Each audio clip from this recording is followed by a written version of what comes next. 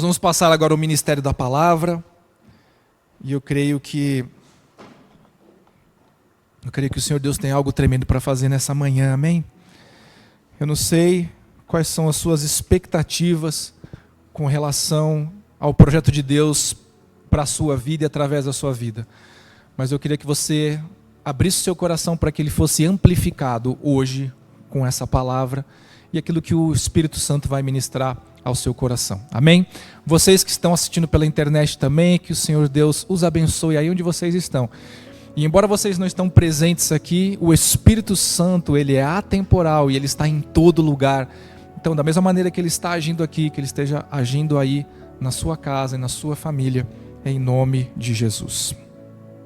Queria convidar vocês a abrir a palavra do Senhor lá no Evangelho de Marcos, no capítulo 1, versículos 21 e 22. Evangelho de Marcos, capítulo 1, versículos 21 e 22. Quem já achou, dá um glória a Deus aí. Quem não achou, fala misericórdia. A palavra do Senhor diz assim: entraram em Cafarnaum e logo no sábado, indo eles à sinagoga, ali ensinava. E maravilhavam-se da sua doutrina, porque os ensinava como tendo autoridade, e não como os escribas. Espírito Santo, nós te pedimos graça e favor nessa manhã, para que essa palavra não seja só um texto, mas ela seja o teu dunamis sobre este lugar e sobre esse povo.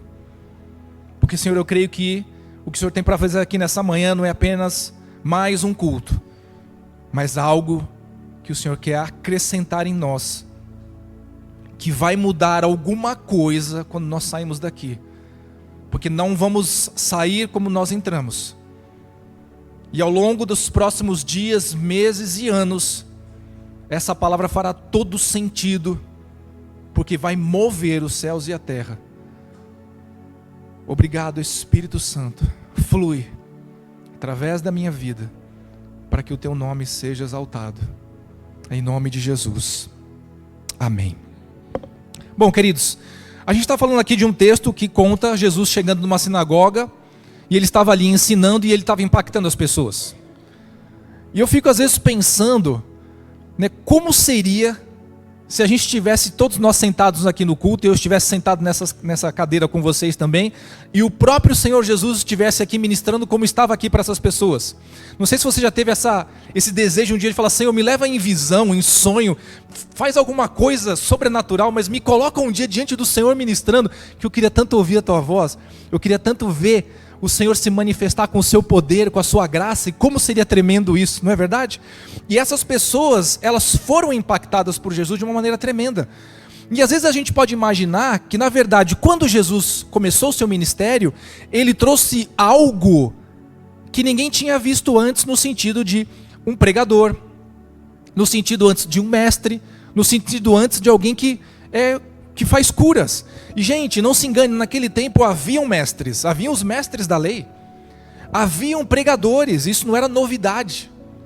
E haviam também pessoas que a gente chama de curandeiros, porque naquele tempo a medicina era algo tão rudimentar comparado com o que a gente vê hoje. Então, a gente tem médicos no passado, mas a gente tinha muitos curandeiros, porque esses médicos usavam da própria medicina natural das coisas. Sabe aquela receitinha que às vezes a sua avó passou para sua mãe, que você hoje aplica nos seus filhos? Pega aquela ervinha, faz uma misturinha com álcool, passa na ferida e ela cura. Né? Aquela receitinha que passa de alguém que descobriu que tem alguma coisa natural, né? Um elemento da natureza que pode trazer esse tipo de efeito. Então Jesus não era uma novidade com relação a nenhum desses pontos. Ele não era. Mas o mais tremendo de tudo é que Jesus pregava, mas ele não era como os outros pregadores. Jesus ensinava, mas ele não era como os demais mestres. E Jesus curava, mas ele não era como aqueles curandeiros. E tudo isso se resume nessa palavra que nós estamos lendo aqui, e sobre qual é o título da nossa ministração. A autoridade de Jesus. Eu não sei se você sabia, mas esse texto que nós lemos de Marcos, a palavra autoridade, né, porque os ensinava como tendo autoridade. Essa palavra autoridade é exousia, que significa ter liberdade para fazer como quiser. O grego é tremendo, né, gente? Você vê de uma palavrinha todo o significado que traz. Então, o que era essa autoridade que eles reconheceram em Jesus? Era a liberdade dele fazer como ele desejar, como ele quiser. Mas eu queria trazer uma outra palavra para a gente poder comparar do que a gente está falando, que está lá em 2 Timóteo, capítulo 2, versículo 2. Então é a carta de Paulo ao seu pastor e seu filho amado Timóteo, que diz o seguinte: para fazer orações, está aí no versículo 1, né, em favor dos reis e de todos os que acham investidos de autoridade. Então aqui o que é que Paulo estava falando? Olha, a gente tem que se preocupar, tem que orar, tem que interceder por aqueles que têm autoridade sobre nós. E na língua portuguesa é exatamente a mesma palavra que nós lemos quando aquelas pessoas viram que Jesus tinha autoridade. Está traduzido na mesma palavra em português, mas no original não é a mesma palavra. No original, essa palavra que está aqui no texto de Timóteo é posição elevada. Só significa que essa pessoa tem uma proeminência, significa que ela tem um nível de poder, mas ela não é o poder que tem toda, né? Não é a autoridade que tem todo o poder. Você consegue discernir isso? O nosso presidente da república, ele pode criar leis que venham nos favorecer, em nome de Jesus. Em nome de, estou profetizando. Ele pode criar leis que possam nos favorecer, mas ele não tem poder para curar um câncer de nenhum de nós. Porque o nível de autoridade dele é limitado, mas o nível de autoridade de Jesus é ilimitado. E é sobre isso que nós vamos meditar nessa manhã. Amém? Sobre o poder de Jesus, a autoridade de Jesus. Bom, primeira verdade que esse texto nos traz fala sobre autoridade nas palavras. Lá em Marcos, capítulo 6, versículo 2, diz assim: e chegando o sábado, começou a ensinar na sinagoga, e muitos ouvindo se admiravam, dizendo: de onde lhe vêm essas coisas? E que sabedoria é essa que lhe foi dada? E como se fazem tais maravilhas por suas mãos? Eu não sei se você sabia que autoridade é um princípio espiritual. Você sabia disso? O que é um princípio espiritual? Vamos começar por aí, porque senão a gente nem entende, né? O princípio espiritual é uma maneira como Deus age, faz parte do seu ser, e é dessa maneira que Ele escolhe agir. Amém? Então, por exemplo, o nome de Jesus é um princípio espiritual. Jesus falou o seguinte: tudo que pedires ao Pai em meu nome, eu vou-lo farei. Não é isso que está escrito? Sim ou não? Vocês estão aí, igreja? Isso é um princípio espiritual. A autoridade também é. E a gente consegue reconhecer isso na Bíblia através de um péssimo exemplo. Não sei se vocês conhecem a história do sacerdote Eli. Alguém lembra dele? Eu vou dar o texto aqui, depois vou contar brevemente a história. 1 Samuel 1,17.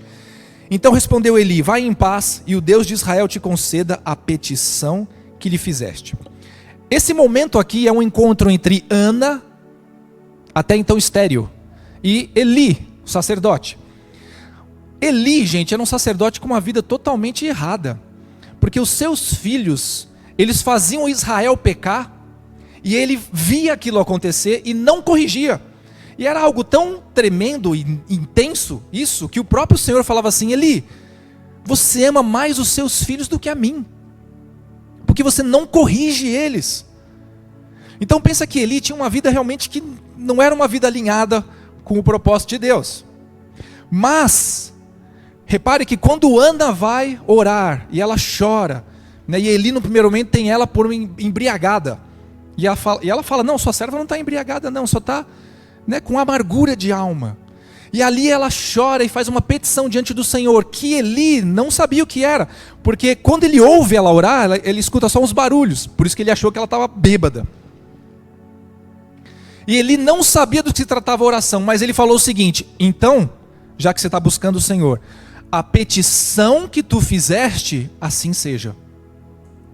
Agora, porque Eli era o sacerdote e porque havia autoridade sobre a vida dele, ainda que a sua vida não estivesse no prumo, ainda que ele não estivesse corrigindo os seus filhos, mas por causa dessa autoridade, Deus fez. E Ana engravidou e gerou a Samuel, que vocês conhecem. Amém? Autoridade, gente, é um princípio. Agora você imagina, nós estamos falando do sacerdote Eli, que é um homem que é pecador e que ainda por cima, com a posição que ele tinha, que deveria dar o exemplo, era um cara que estava completamente desalinhado com a santidade de Deus. Agora, quando nós olhamos para Jesus, olha o que está escrito em Hebreus 5, versículos 5 e 6. Assim também Cristo não se glorificou a si mesmo, para se fazer sumo sacerdote. Mas aquele que lhe disse, tu és meu filho, hoje te gerei, como também diz noutro lugar, tu és sacerdote eternamente, segundo a ordem de Melquisedeque. Então hoje nós temos um sumo sacerdote. Quem é? Jesus. Que está investido de autoridade. Quem deu essa autoridade para ele? O Pai. Amém? Então as palavras de Jesus têm autoridade, porque primeiro, ele recebeu essa autoridade do Pai. E segundo, ele recebeu a posição do Pai. Ele é sumo sacerdote. Amém? Essas coisas que nós vamos refletir aqui, num primeiro momento, vão apontar única e exclusivamente para Jesus. Mas no final vem a surpresa para nós. Amém? Segundo aspecto que eu quero meditar com vocês. Jesus tinha autoridade para curar. Lá em João 5, versículos 7 e 8 diz assim, o enfermo respondeu-lhe, Senhor, não tenho homem algum que quando a água é agitada me ponha no tanque, mas quando eu vou, desce outro antes de mim. Jesus disse, levanta-te, toma o teu leito e anda.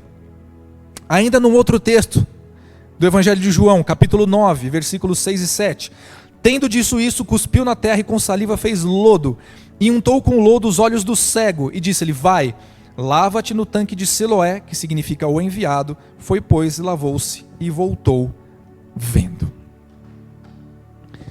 Gente, nós estamos falando de curas aqui, certo? O que são enfermidades?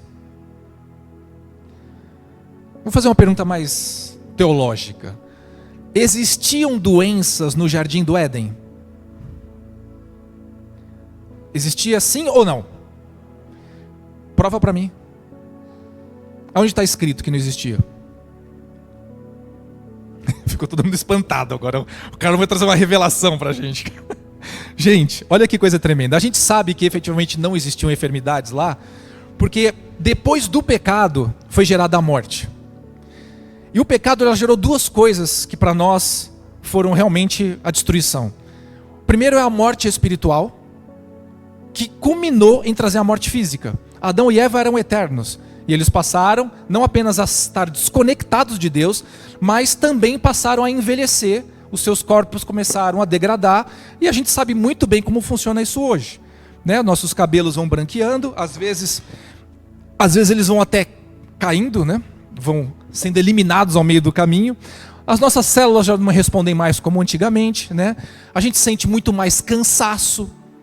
Então nós sentimos no corpo essa questão do pecado e da morte. Mas não apenas isso. Já parou para pensar que a Bíblia fala que a terra se tornou maldita? Isso significa que a terra começou a produzir com dificuldade. E aí, por conta da produção e da ganância dos homens, hoje muitas coisas que a gente come, ou elas são cheias de agrotóxico e veneno, ou elas são alimentos que são ultraprocessados. Esses elementos por si só já produzem em nós problemas físicos. Você sabia disso? Às vezes eu converso com a minha princesa sobre esse aspecto, né? A gente tem que se alimentar melhor, tal. Não, vamos comer muito legume, vamos comer frutas, tá? Mas a fruta tem veneno, o legume tem veneno, a gente não sabe mais o que está comendo. Não é verdade? Às vezes não sei se você para pensar assim, eu acho que não vou comer mais nada, vou fazer fotossíntese. Porque não salva nada. Tudo bem, a gente pode começar do básico e largando aquele refrigerante, eu ia até falar o nome, né, mas largando aquele refrigerante cheio de açúcar, sabe? Você podia deixar de lado. E o suco de caixinha também, tá? Que também tem muito açúcar. Mas efetivamente a gente entende o que é enfermidade porque nós convivemos com isso, infelizmente. Alguém já perdeu algum ente querido. Alguém já perdeu um amigo por causa de uma enfermidade. É verdade ou não, gente? Mas o nosso Senhor Jesus, Ele tem autoridade sobre as enfermidades. Não sei se você já teve curiosidade de contar quantas curas Jesus fez. A Bíblia relata mais de 20 curas. Mas efetivamente, a Bíblia também relata que o que Ele fez não poderia ser escrito em todos os livros que cobrissem a terra, de tanta coisa. E eu gostei muito no aspecto daquele seriado The Chosen, que não sei quantos de vocês estão acompanhando, né? E tem um momento lá que mostra que Jesus vai para um lugar e ele passa o dia inteiro, gente, recebendo pessoas para orar por elas, para curá-las, enfim, para trazer uma palavra de libertação. Um dia inteiro. Você consegue ter noção de quantas pessoas passaram por lá? Muito mais que essas 20 que estão relatadas. Porque Jesus é Senhor sobre as enfermidades. Ele era Senhor sobre as enfermidades enquanto Ele estava encarnado, naquele tempo. Ele é Senhor sobre as enfermidades hoje. Porque nada mudou. Amém? Agora, a gente sabe de alguns momentos em que Jesus esteve em alguns lugares e Ele foi com o intuito de libertar e de curar, e isso não aconteceu. Por quê? Quem consegue me ajudar? Por que teve alguns lugares que Jesus não conseguiu operar curas e maravilhas?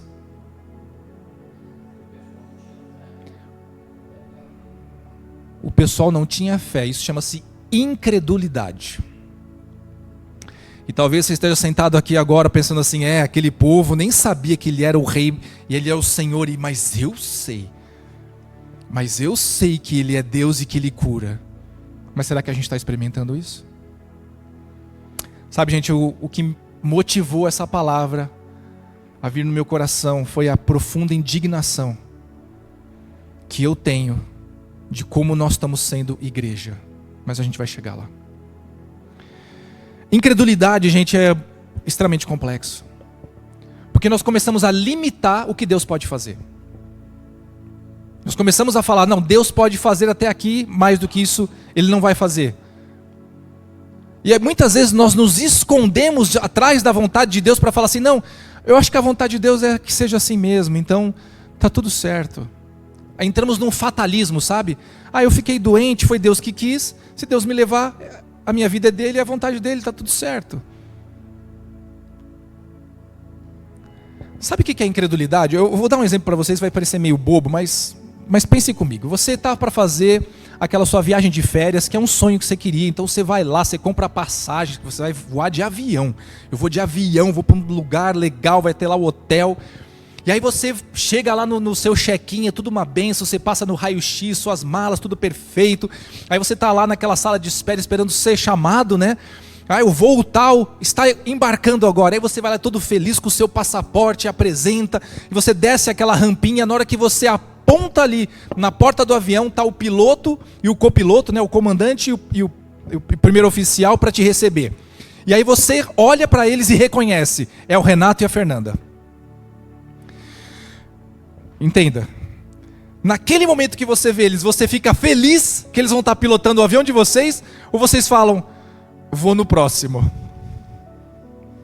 Quem sentaria na aeronave tranquilo e calmo e falando assim: não, o pastor Renato vai nos levar com certeza até o destino final? Gente, eu amo o Renato e a Fernanda, mas se eles estivessem lá e falar: legal, tal, não vou no seu voo não, eu vou em outro. Por que a gente não vai? Porque eu sei que ele não é piloto. Verdade ou não? Agora, muitas vezes, nós estamos entrando numa aeronave e que Jesus é o piloto. E nós estamos olhando para ele e falando assim: será que o senhor pode voar esse avião mesmo? Será que o senhor tem condições de operar esses equipamentos todos, de comunicar com a torre? Nós colocamos empecilhos, colocamos limitações naquilo que Deus pode fazer. Amém? Todos os dias, gente, nós embarcamos numa aeronave. Eu gosto muito de aviação. A gente aprende muito sobre aviação, através dos acidentes que acontecem, inclusive. E muitos desses acidentes que são trágicos, gente, muita gente morre. São gerados protocolos de segurança que mantêm milhares e milhares de pessoas vivas enquanto vão de um lugar para o outro. Não sei se parou para pensar sobre isso, mas nós estamos indo contra tudo que é natural. Porque você entra num equipamento de metal, e metal, que eu saiba, não flutua. E de repente aquele negócio está voando. E ele vai te levar da maneira mais rápida possível para as grandes distâncias. Essa é a verdade. E você entra lá e vai com segurança, não é? Ou quando você voa, você tem medo?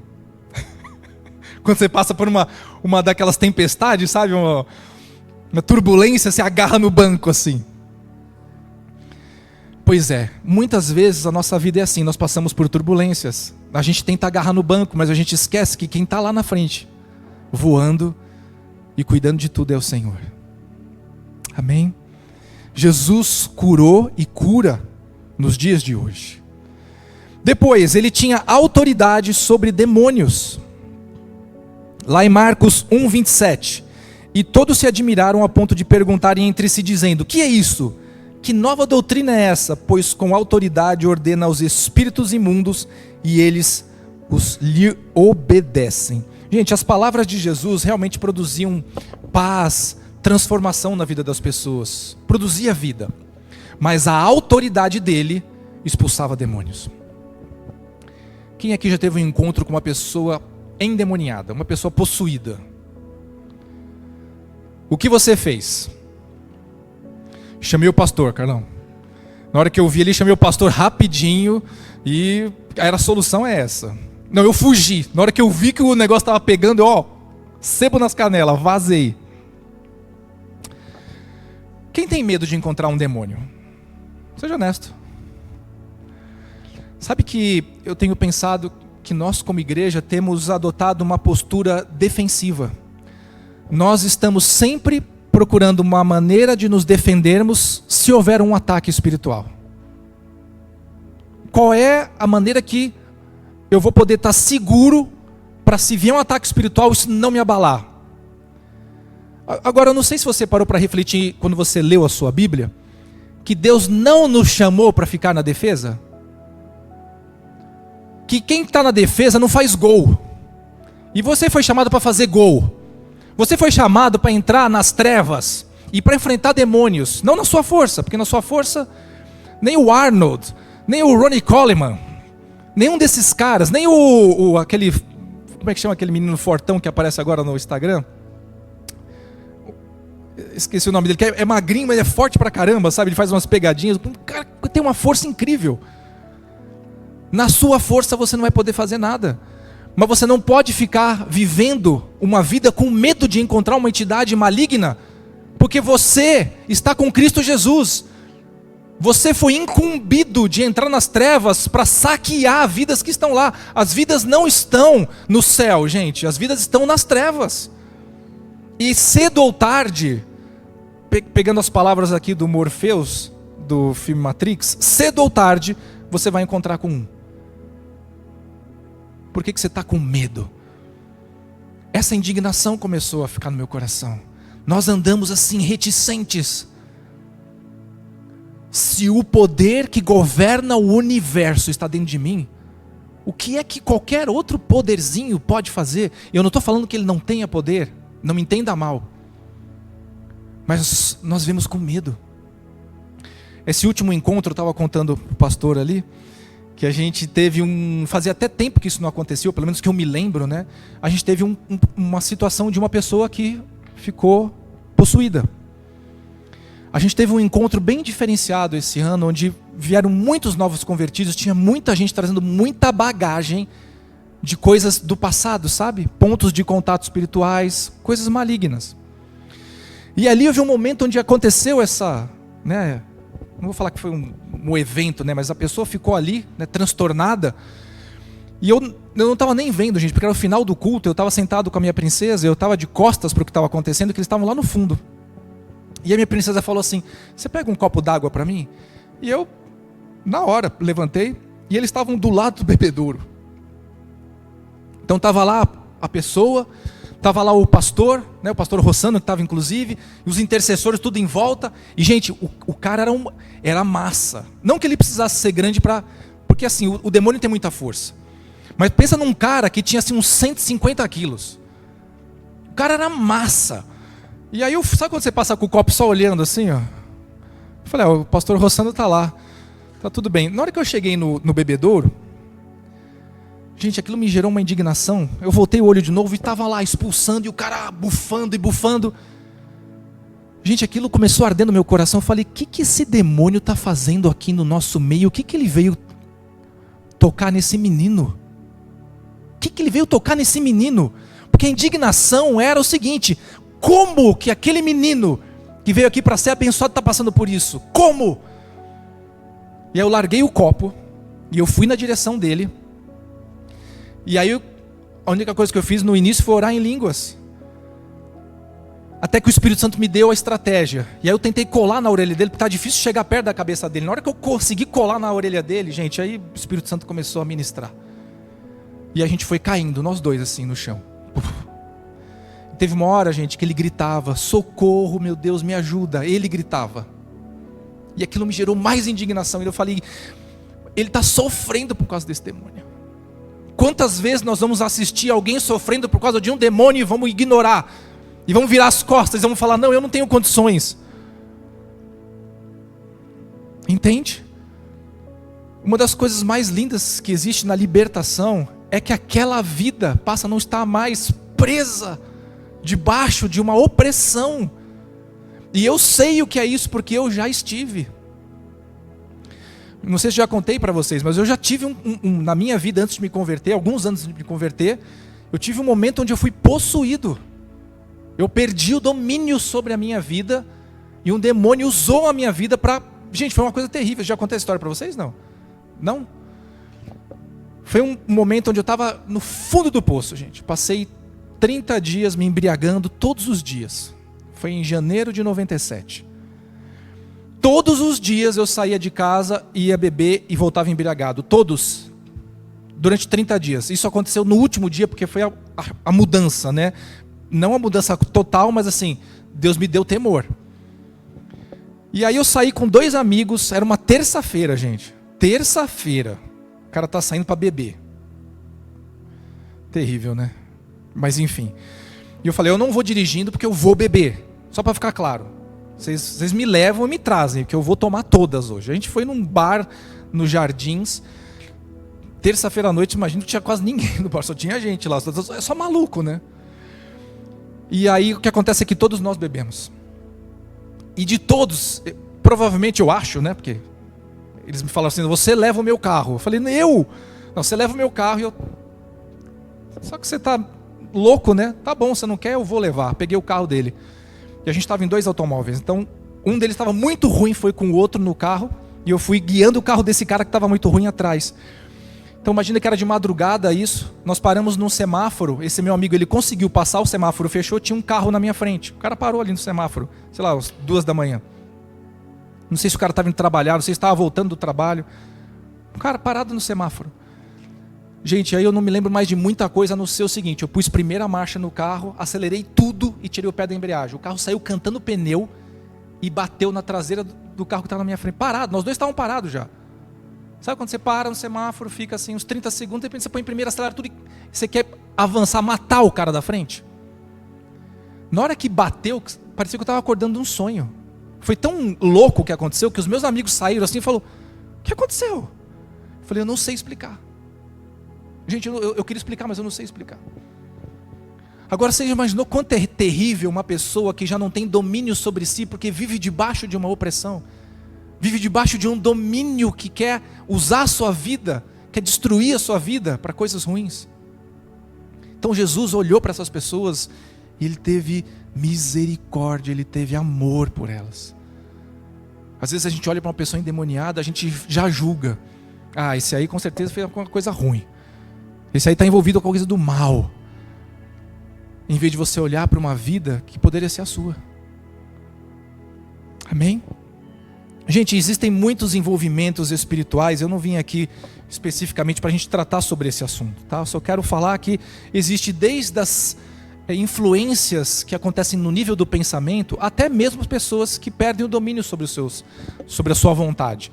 E vou falar mais. Tem gente que perde o domínio por conta disso. Eu não queria entregar meu domínio para ninguém, mas eu entreguei. Agora, tem gente que está buscando entregar o seu domínio para alguém, porque são pessoas que querem ouvir entidades falarem com elas. São pessoas que a intenção delas é boa. Eu quero servir, e aí essa entidade vai entrar em mim, eu vou incorporar e eu vou trazer uma palavra de alívio para alguém. E essas pessoas não sabem que estão se envolvendo com demônios. E aí você já sabe do que eu estou falando. Eu não vim aqui para criticar nem falar mal de ninguém, mas apenas para abrir os nossos olhos. E quanto mais nós nos envolvemos no pecado, mais pontos de contato a gente tem no lado das trevas, que produz níveis de opressão diferentes. Amém? Níveis de opressão nos levam à pornografia, à pedofilia, ao homicídio. Aí começa a vir um monte de coisa. Adultério, separação, bizarrices. Por quê? Porque estamos mais suscetíveis às influências do maligno. E é interessante, né? Eu achava naquela época que eu era livre, porque eu podia fazer o que eu quiser. E o que eu não sabia é que eu não estava fazendo o que eu queria, eu estava fazendo o que o diabo queria. Por 29 anos, ele reinou na minha vida, até o dia que eu tive um encontro com Jesus. Uma das primeiras coisas que Jesus fez na minha vida foi me libertar.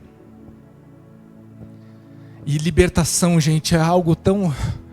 é difícil até de explicar a sensação que você tem de... eu não tenho mais uma bola de ferro no meu pé, eu não tenho mais nada me amarrando, eu não sou preso mais em fazer isso, eu não preciso mais fazer. Eu sou livre, agora eu sou livre. Amém?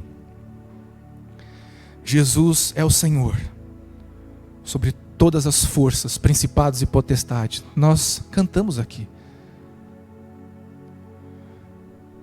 Continuando, Jesus tem autoridade sobre a morte. 2 textos do Evangelho de João, um no capítulo 10, versículos 17 e 18, que diz assim: por isso o Pai me ama, porque dou a minha vida para tornar a tomá-la. Ninguém me tira de mim, mas eu de mim mesmo a dou. Tenho poder para dar e poder para tomá-la de volta. Este mandamento recebi de meu Pai. E em João 17:2 está escrito assim: assim como lhe deste poder sobre toda a carne, para que dê a vida eterna a todos quantos lhe destes. Nós já falamos aqui em algum momento que Jesus, ele ressuscitou 3 pessoas. Vocês lembram disso? Eu achei muito curioso a maneira que ele agiu nos 3 aspectos de uma ressurreição, porque ele abrangeu tudo que poderia falar sobre ressurreição. A gente não poderia limitar Jesus, ou limitar o poder de Deus por causa de alguma coisa, seja o tempo, ou a distância, ou a pessoa. Então, quem lembra qual foi a primeira ressurreição de Jesus? Alguém lembra? A filha de Jairo, uma menina. Então, uma menina, a filha de Jairo, foi a primeira ressurreição. Onde ela estava? Na sua casa, porque ela tinha acabado de falecer. Ok? Talvez o corpo ainda estivesse quentinho ali. Aí alguém vai falar, poxa, talvez seja mais fácil, né? Jesus fez lá um CPR, né? Fez uma massagem cardíaca, assoprou o fôlego de vida nos pulmões dela, ela ressuscitou. Tá, mas aí a segunda ressurreição que Jesus fez. O filho da viúva de Naim, da cidade de Naim. E onde esse menino estava? Estava na casa dele? Estava no cortejo fúnebre. Ou seja, já estava bem geladinho. E Jesus vai lá e ressuscita o menino. E a terceira ressurreição, gente, é para fechar com chave de ouro. Ele ressuscitou seu amigo Lázaro. 4 dias. O cara já não estava só gelado, gente. O negócio já estava meio cheirando mal ali. Você percebe que não tem limite para aquilo que Jesus pode fazer? Ele ressuscita uma pessoa recém-morta, ele ressuscita alguém que está dentro do caixão. E eu sei que isso é algo muito particular, é algo sobrenatural. Né? Uma das primeiras coisas que eu aprendi com o pastor Zé Luiz, que é o nosso líder de ministério, ele falou assim: Carlão, milagre só é milagre porque acontece eventualmente. Porque se milagre acontecesse todo dia, toda hora, não seria mais milagre, é algo especial da parte do Senhor. Mas não é porque o milagre é algo particular, uma ação especial de Deus, que a gente crê que só acontece uma vez a cada 10 anos, uma vez a cada 15 anos. Você conhece alguém que foi ressuscitado? Não pode ser alguém da Bíblia, tá? Se é alguém que você efetivamente ouviu, pelo menos ouviu falar. Pastor, você conhece? Mas porque nenhum de nós aqui conhece, porque eu também não conheço, significa que ninguém ressuscitou? Jesus não ressuscita pessoas? Agora, olha que tremendo que a gente continua falando aqui. Lá em Apocalipse 20, 13 a 15 diz o seguinte: e deu o mar os mortos que nele havia, e a morte e o inferno deram os mortos que neles havia, e foram julgados cada um segundo as suas obras. E a morte e o inferno foram lançados no lago de fogo. Essa é a segunda morte. E aquele que não foi achado escrito no livro da vida foi lançado no lago de fogo, que é a segunda morte. Pergunta: a filha de Jairo foi ressuscitada, certo? Está lá relatado. Ela morreu depois ou ela está viva até hoje? O menino lá, o filho da viúva de Naim, que Jesus ressuscitou, ele está vivo até hoje? E Lázaro, vocês encontraram ontem? Lázaro passou em casa, Carlão, você não sabe, veio contar umas boas novas, lembrar daqueles velhos, tem 2000 anos atrás. Gente, essas pessoas morreram. De novo. É até curioso, não sei se você parou para refletir sobre isso, né? Às vezes tem coisas que Deus faz que eu fico surpreso, assim, Senhor, por que tanto trabalho? Ou, ok, vai, para o Senhor não é tanto trabalho porque o Senhor pode fazer qualquer coisa, mas por que o Senhor foi lá ressuscitar uma pessoa que depois ia morrer? Não me parece um negócio sem lógica? Ah não, pastor, mas é que ele ressuscitou a menina para alegrar o pai, porque tinha uma história, ela ia se casar, ia ter seus filhos, mas depois ela ia morrer. Porque, gente, tirando-se o arrebatamento, se nós não passarmos por isso, nós todos vamos morrer. Mas sabe o que é mais tremendo? Mais tremendo não é Jesus ter ressuscitado aquelas pessoas, mas ele nos ressuscitar, nos impedindo de viver a segunda morte, que é a morte eterna. Então toda vez que você for agradecer ao Senhor, se lembre de falar: Senhor, obrigado, porque eu vou ressuscitar no último dia para a vida eterna e não para a condenação.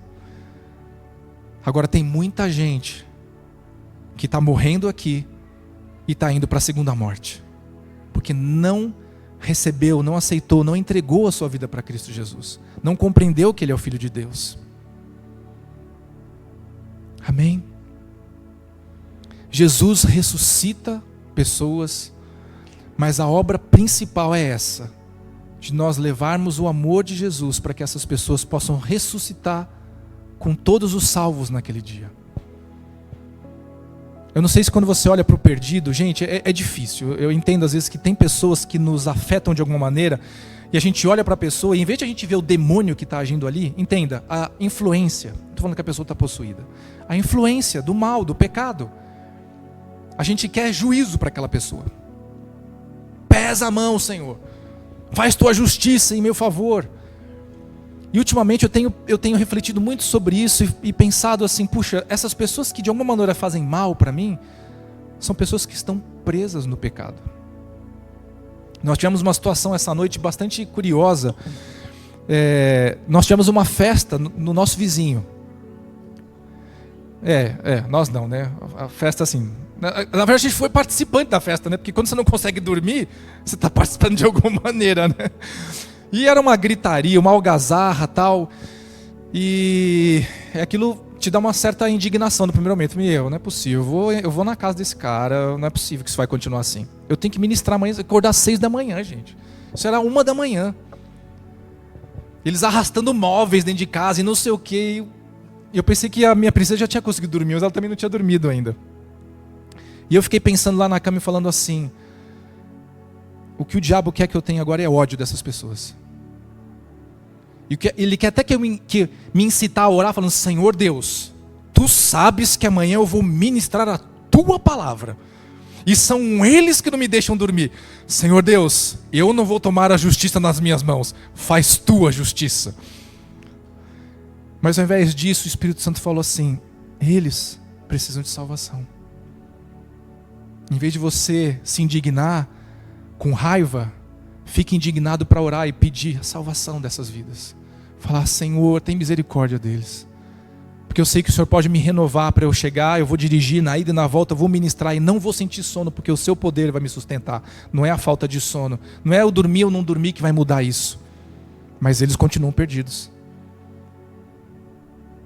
Muitas vezes a gente olha para o perdido e a gente fica meio assim, né?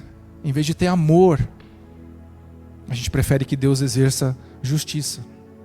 E a gente ainda dá uma de crentão, né? Bem espiritual. Senhor, eu não vou buscar a minha justiça. Faz o Senhor, porque a justiça te pertence. Muitas pessoas estão indo para o inferno, gente. Nós falamos dessa autoridade que Jesus tem nas suas palavras, a autoridade que Jesus tem para curar, a autoridade que Jesus tem sobre a morte. Agora vem a melhor parte. Essa autoridade foi transferida, foi transmitida. Mateus 11, 27. Todas as coisas me foram entregues por meu Pai, e ninguém conhece o Filho senão o Pai, e ninguém conhece o Pai senão o Filho, e aquele a quem o Filho o quiser revelar. Mateus 28, 18. E chegando-se Jesus falou-lhes, dizendo: é-me dado todo o poder no céu e na terra. Quem foi que deu poder a Jesus?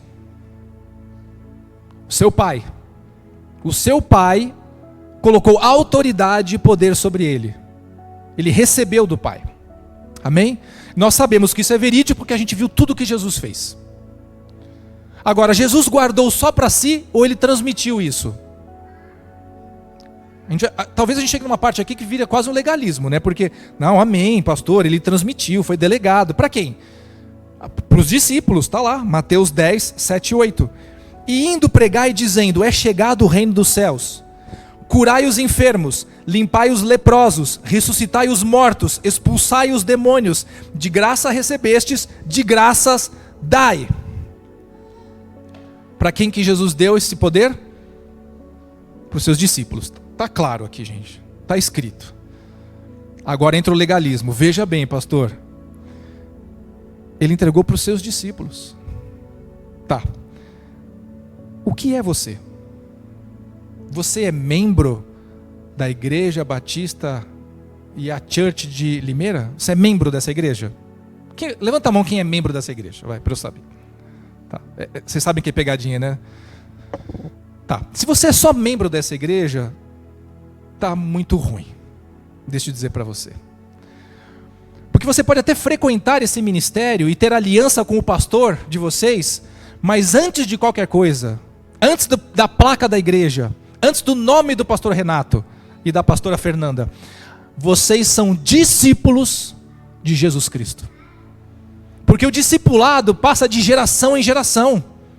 E a gente vê isso através da vida de Paulo.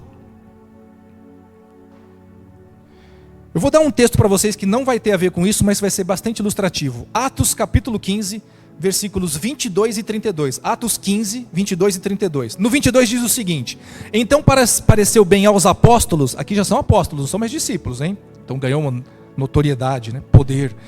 E aos anciãos com toda a igreja, eleger homens dentre eles e enviá-los com Paulo e Barnabé a Antioquia. A saber, quem eram esses homens? Judas, chamado Barsabás, e Silas, homens distintos entre os irmãos. Então, separaram-se 2 homens para serem enviados para dar apoio a Paulo e a Barnabé. E aí, no versículo 32 diz assim: depois, Judas e Silas, que também eram profetas, exortaram e confirmaram os irmãos com muitas palavras. Deixa eu fazer uma pergunta para você. O ministério profético é humano ou sobrenatural? É humano o ministério profético? É sobrenatural. Então nós estamos falando aqui que Judas e Silas, caras que a gente não tinha ouvido falar na Bíblia, não tinham andado com Jesus, e de repente esses caras estão profetizando. Por que eles estão profetizando? Porque a autoridade de Jesus está sobre a vida deles. Quando foi a última vez que você profetizou? Eu não estou falando que você tenha um chamado de ser profeta. O profeta é esse o ministério dele. Mas efetivamente e momentaneamente, Deus pode nos encher para sermos uma palavra profética, para termos uma palavra profética. Quantas vezes você já teve uma palavra profética na sua vida? Levanta quem teve menos que 5. Levanta a mão. Menos que uma. Você está me entendendo? Você está me entendendo como igreja o que você veio fazer aqui? Você veio aqui ser capacitado. Claro que a gente veio prestar um culto ao Senhor. Nós viemos entregar primeiro para Ele. Porque a gente não tem como receber sem antes a gente entregar. A Bíblia fala, a melhor coisa é dar do que receber. Você veio aqui prestar culto ao Senhor, mas você veio aqui para ser empoderado pelo Senhor. Que tipo de igreja nós somos? Nós somos uma igreja que se esconde com medo das trevas. Nós somos uma igreja que tem medo de servir o Senhor. Porque, e se orar pelo enfermo e ele não for curado? Isso não é responsabilidade sua. Você precisa ter fé e estar no lugar onde Deus mandou você ir. Ele vai curar todas as pessoas? Não. Ele é soberano. Às vezes a enfermidade vai produzir alguma coisa que a gente não sabe. Agora a gente não pode se esconder atrás dessa bandeira do eu não sei se é a vontade de Deus ou não, então vou ficar na minha. Olha o que Deus falou para os seus discípulos: curai os enfermos, limpai os leprosos. Gente, a lepra naquele tempo é como o câncer nos nossos dias. A lepra era incurável. Aqui ele está falando, limpai os leprosos, ressuscitai os mortos, porque você está achando que curar um câncer já é grande coisa. Imagina ressuscitar um morto. Você consegue conceber você chegar num enterro, num velório, e de repente o Espírito Santo fala assim, pode orar que ele vai levantar?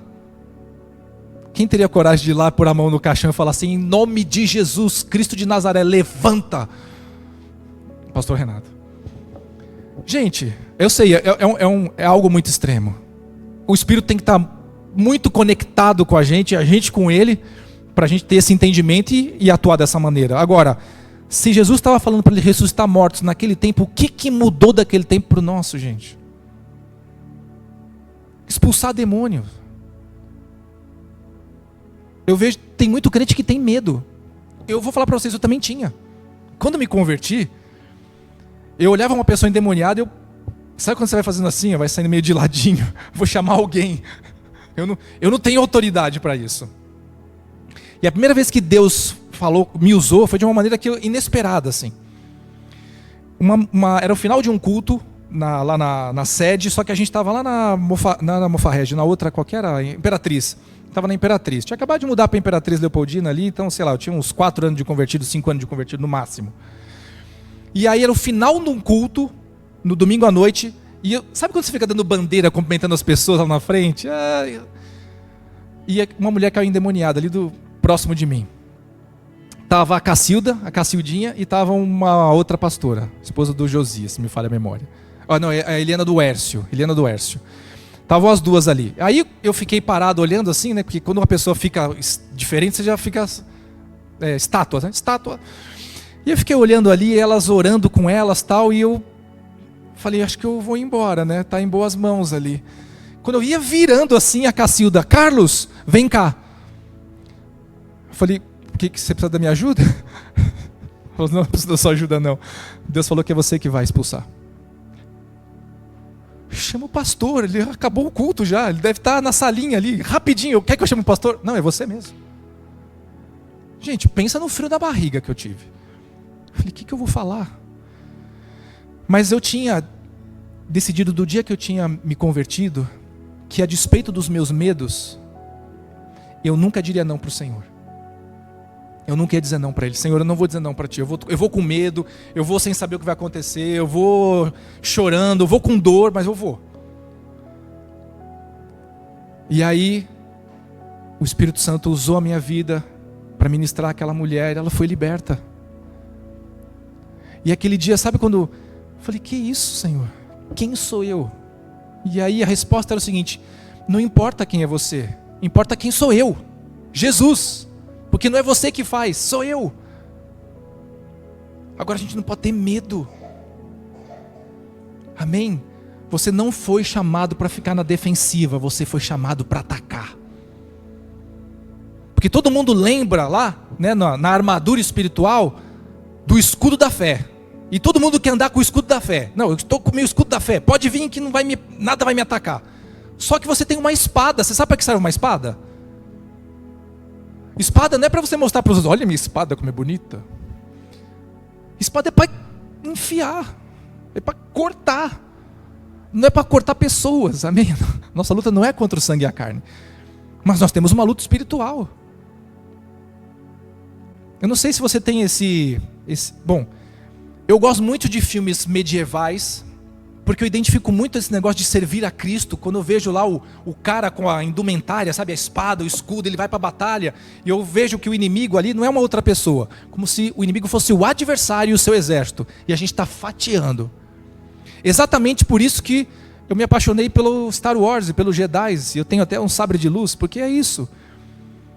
Eu vou falar para vocês, quando me converti, vai parecer meio bobo, mas eu vou contar. Quando me converti, eu imaginava que Deus tinha me dado um sabre de luz, que era branco, que depois a Ahsoka mostrou lá no seriado, né? Mas era um sabre de luz branco, e era a minha espada, e às vezes eu estava orando, e eu me via lutando com o sabre de luz contra demônios. Eu sei, você vai falar assim, pastor, você estava muito louco, né? Mas é essa a sensação que eu tinha. Nós estamos muito na defensiva e nós somos chamados para entrar no terreno do inimigo. Amém? Lá em Marcos 16, 17 e 18, Marcos capítulo 16, versículos 17 e 18 está escrito o seguinte: e estes sinais seguirão aos que creem. Em meu nome expulsarão demônios, falarão novas línguas, pegarão nas serpentes, e se beberem alguma coisa mortífera, não os lhe fará dano algum, e porão as mãos sobre os enfermos, e sararão. Agora eu pergunto para você, esses sinais têm seguido a sua vida? E essa foi a indignação que gerou no meu coração. Aonde estão os sinais, Senhor? Porque eu creio, aonde estão os sinais? Os sinais não são para mim, os sinais não são para eu me sentir bem, os sinais são para que o propósito do Senhor seja realizado. E quando os discípulos foram enviados de 2 em 2 para cumprir essa missão, eles voltaram alegres e falando: Senhor, até mesmo os demônios se submetem a nós. E o que foi que Jesus respondeu para eles? Alegrem-se, porque o vosso nome está escrito no livro da vida. Porque eu te dei o poder não é seu, é meu. Mas a sua alegria não deve ser essas vitórias, as pessoas serem curadas, ressuscitadas ou serem livres da opressão do inferno. Mas você saber que é meu, você me pertence. Você e eu somos um. Amém? Eu não sei se você entrou hoje aqui, você nunca tinha refletido sobre isso. E talvez se você não tivesse vindo hoje aqui, você não saberia disso, mas você veio. E você agora sabe. E eu creio que Deus trouxe aqui hoje as pessoas que precisavam estar aqui. Porque vai começar a partir de vocês. E eu não vou fazer um apelo aqui para um ou outro. Porque esse apelo seria desnecessário. Isso é para nós como igreja. Amém? Eu não vou te dar essa opção hoje. Porque você veio aqui para ser empoderado. Está na hora de exercer o ministério que Deus colocou sobre a sua vida. Não fiquem esperando o pastor Renato e a pastora Fernanda, o pastor Diego se manifestar. Quem vai manifestar o poder de Deus é você. Amém? Feche seus olhos. Espírito Santo, nós só estamos aqui por tua causa. E essa obra só existe por causa do Senhor. Nós estamos aqui, Senhor, para implantar um reino que não é nosso. E a força não é nossa também. Mas nós queremos, como igreja, fazermos a diferença nessa terra. Eu creio, Senhor, que nós estamos chegando cada vez mais próximo do fim dos tempos, efetivamente. Daqueles dias que estão escritos na tua palavra. O dia do Senhor está próximo. O dia do Senhor está próximo. O que é que nós como igreja, Espírito Santo, estamos fazendo? É lindo vir aqui te louvar, te exaltar. É lindo, Senhor Deus, confiar em Ti, te entregar o dízimos, as ofertas. É lindo, Senhor Deus, ceiarmos e compartilharmos dessa unidade que temos contigo. Mas tem muito mais do que isso. Nós estamos apenas arranhando a superfície daquilo que somos como igreja. Espírito Santo, talvez nós tenhamos medo de nos envolver com coisas e que a gente venha perder algo no meio do caminho. Talvez a gente não queira dar passos porque a gente não sabe o que vai acontecer. Talvez eu tenha que entregar mais coisas na minha vida que eu não entreguei até aqui. Mas o que é a vida de um homem, Senhor, ou de uma mulher? Ou quanto tempo vamos passar aqui nessa terra, Senhor? Quanto tempo vamos passar aqui? E o que vamos fazer nesse tempo? O Senhor nos deu a autoridade. A autoridade que o Senhor colocou em nós não é um presente, é um talento. Não é para ser usado em benefício próprio, mas em benefício do Senhor. E o que é que nós vamos te responder no dia que nós te encontrarmos face a face? Senhor, eu tive medo, por isso não orei. Minha fé não foi suficiente, por isso não orei. Eu vi as pessoas opressas pelo adversário, mas não tinha nenhum pastor próximo para eu chamar. Será que essa vai ser a nossa resposta, Senhor? E enquanto isso, o adversário, ele dá risada. Ele vê as igrejas cheias de pessoas que vão lá, estão pulando e dançando na presença do Senhor. E a manifestação do sobrenatural é isso. Não passa disso. Quando nós saímos da igreja, nós deixamos de ser igreja. Espírito Santo, tem misericórdia de nós em primeiro lugar. Perdoa-nos pela nossa falha, porque não temos atendido ao chamado, por muitas desculpas nossas. Santificar, Senhor, é um processo de abrir mão. Sem dúvida é. Mas o que produz é tão intenso, Senhor, que não tem comparação. E o que eu tenho descoberto ao longo desse tempo, Senhor, que o Senhor tem falado comigo sobre esse aspecto de, na ousadia do Teu Espírito, agir a favor do reino, seja por o que for, é que eu nunca tive tanta comunhão na minha vida como eu estou tendo hoje. Não é nada sobre o poder, e é tudo sobre a comunhão. Não é nada, Senhor Deus, sobre os milagres, prodígios e maravilhas, é tudo sobre sermos um. Porque é isso que faz a diferença no final das contas. E nós somos a Tua igreja aqui em Limeira. E nós queremos exercer o ministério de igreja, no chamado de igreja e no poder de igreja. Nós não vamos mais abrir mão disso, Senhor. Nós não vamos mais nos acomodar. É o tempo do basta. É o tempo do basta, Senhor. Aleluia. Eu queria que você levantasse e viesse aqui na frente. Brenda, você também. Pastor, chama a Fernanda também, por favor.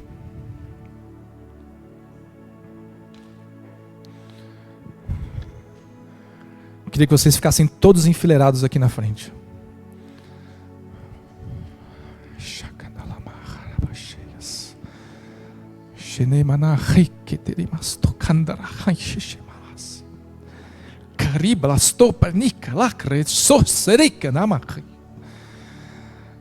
Espírito Santo, não vai passar de hoje não. É hoje. É hoje. as trevas vão estremecer, porque essa é a tua igreja. Essa é a igreja que o Senhor levantou. Esse é o povo que o Senhor empoderou. Esse é o povo que o Senhor tem levantado nesse tempo aqui, neste lugar, nesta região, para impactar, Senhor, para que o teu nome seja conhecido.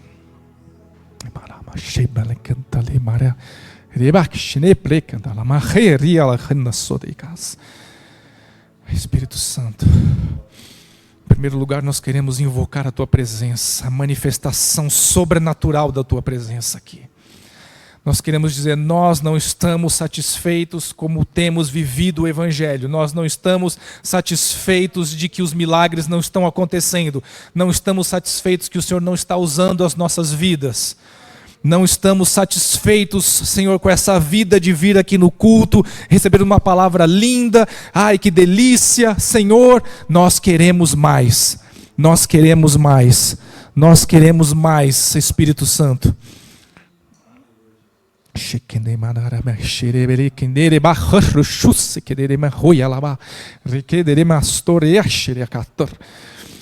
Aleluia, Jesus. Nós vamos impor as mãos sobre vocês,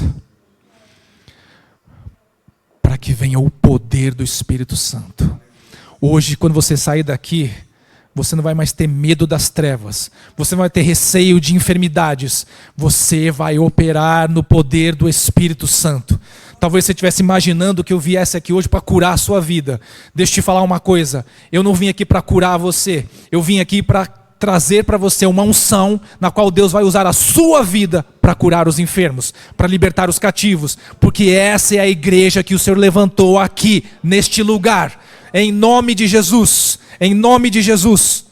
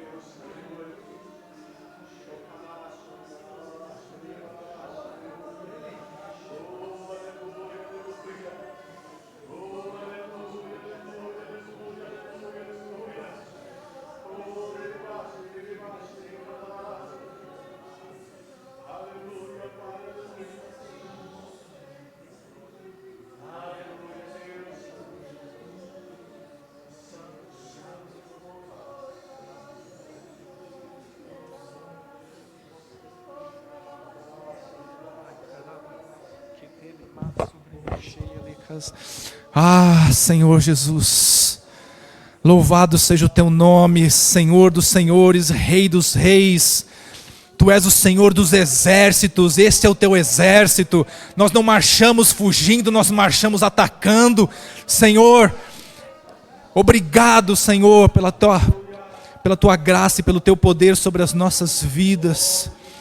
Obrigado, Senhor, por ter nos levantado nesse tempo para implantarmos o teu reino, para fazermos a diferença. Obrigado, Senhor Deus, por essa igreja e por esse povo que se reúne aqui. Obrigado, Senhor Deus, pela vida do Renato, da Fernanda, da sua casa, da sua família e do ministério que existe aqui neste lugar. Esta igreja existe para saquear as trevas. Essa igreja existe para que o nome do Senhor seja exaltado e a tua glória seja manifesta, em nome de Jesus, em nome de Jesus. Queridos, abra os seus olhos. O que aconteceu aqui não foi brincadeira. Só que agora você vai ser colocado à prova. E Deus vai colocar pessoas enfermas no seu caminho, vai colocar pessoas que estão opressas pelo diabo, vai colocar você em situações onde você vai exercer a autoridade que você acabou de receber. Você não recebeu uma carteirinha de clube para você mostrar para os amigos. Você recebeu a chancela de Deus. Isso significa que quando você sair daqui, você já é instrumento de Deus onde quer que você vá. E coisas vão começar a acontecer.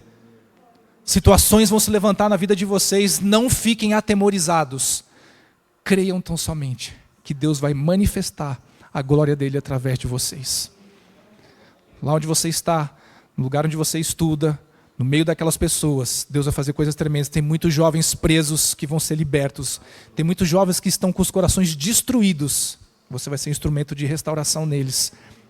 Amém, amém, aleluia. Pastor Renato, quer acrescentar alguma coisa? Glória a Deus. Vamos orar. Ai, Espírito Santo. Se fosse por mim, Senhor, a gente ia embora, já entrava no louvor aqui, sei lá, acho que a gente ficava até de noite aqui. Porque a tua presença é manifesta aqui no nosso meio. Obrigado, Jesus, pela tua graça e favor. Obrigado por ter nos incumbido de uma missão que, Senhor, nós não somos dignos dela e nem somos capazes dela, mas o Senhor é quem tem nos capacitado. Porque quem é digno é o Senhor, nós não fazemos por nós, mas fazemos para Ti. Senhor, usa as nossas vidas com ousadia, com intrepidez.